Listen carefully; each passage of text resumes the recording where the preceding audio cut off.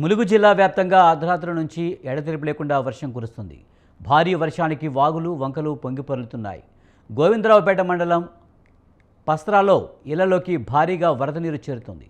జాతీయ రహదారిపై వర్షపు నీరు నిలవడంతో వాహనదారులు స్థానికులు తీవ్ర ఇబ్బందులు ఎదుర్కొంటున్నారు.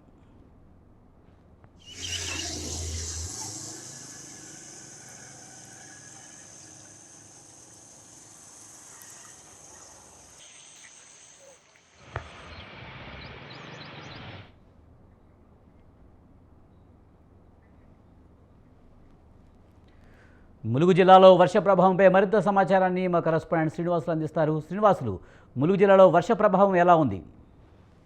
విజయ్, గత 2 రోజులుగా వాతావరణ శాఖ చెప్పినట్టుగా అల్పపీడన ద్రోణి ఏర్పడడంతో విస్తారంగా వర్షాలు కురుస్తున్నాయి. నిన్న సాయంత్రం నుండి ఇప్పటి వరకు ఎడతెరిపి లేని వర్షం కురవడంతో ప్రజలు చాలా ఇబ్బందికి గురి కావడం జరుగుతుంది. అదే ములుగు జిల్లా కేంద్రంలో డిఎల్ఆర్ ఫంక్షన్ గార్డెన్ వద్ద జాతీయ రహదారిపై భారీగా వరద నీరైతే చేరుకోవడం జరిగింది. నిన్న రాత్రి నుండి ఎడతెరిపి లేకుండా కురుస్తున్న వర్షానికి గోవిందరావుపేట మండలం ఇళ్లలోకి అయితే వరద నీరు వచ్చి చేరిన పరిస్థితి అయితే నెలకొంది. దానిపై భారీ వరద నీరు రావడంపై వర్షపు నీరు తేరడంతో ప్రజలైతే అసహనానికి గురి కావడం. అదే విధంగా జంపన్న వాగు ఉప్పొంగడంతో కాటారం వైపు వెళ్లే వాహనాలు రాకపోకలు నిలిచిపోవడం జరిగింది. జంపన్న వాగు ఉప్పొంగడంతో కాటారం వైపు 16 గ్రామాల ప్రజల రాకపోకలు అంతరాయం జరిగింది. విజయ్, శ్రీనివాసులు, ఇళ్లలోకి సైతం నీరు చేరిందని చెప్తున్నారు. వారిని పునరావాస కేంద్రానికి తరలించారా? అలాగే సహాయక చర్యలు ఏమైనా కొనసాగుతున్నాయా? అదేవిధంగా జిల్లా కలెక్టర్ తక్షణమే గోవిందరావుపేట ఎంఆర్ఓని ఏదైతే బాధిత కుటుంబాల వద్దకు పంపించి వారిని అక్కడి నుంచి సురక్షిత ప్రాంతానికి అయితే తరలించడం జరిగింది. విజయ్, శ్రీనివాస్, వర్షం నీరు బయటకు పంపించేందుకు అధికారులు ఎలాంటి ఏర్పాటు చేస్తున్నారు? అలాగే క్షేత్రస్థాయిలో అధికారులు పరిశీలిస్తున్నారా? అలాగే పొలిటికల్ లీడర్స్ అయినా సందర్శిస్తున్నారా సంఘటన ప్రదేశాన్ని?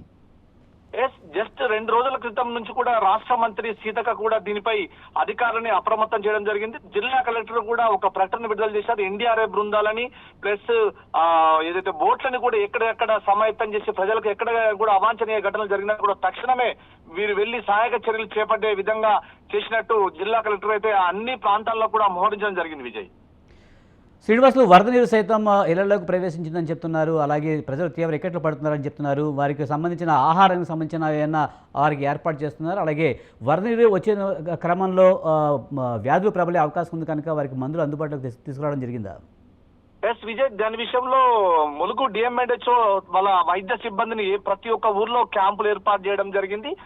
దాంతో పాటు వరద నీరు వచ్చిన క్రమం అంటే అతిపెద్ద వరద కాదు, మామూలుగా ఇళ్లలో వరద వచ్చింది తప్ప విలేజ్లు కొట్టుకుపోయే పరిస్థితి అంత వృద్ధితో అయితే రావడం లేదు. జస్ట్ నిన్న ఈవినింగ్ నుంచి ఎడతెరిపి లేకుండా కురిసిన వర్షానికి మాత్రమే. ఇదే విధంగా ఇది వర్షం కంటిన్యూ అయితే మాత్రము ఇటువంటి సహాయక చర్యలుగా అన్నిటికీ కూడా ప్రభుత్వం చేస్తూనే ఉంది. Vijay, right, thank you Srinivasulu.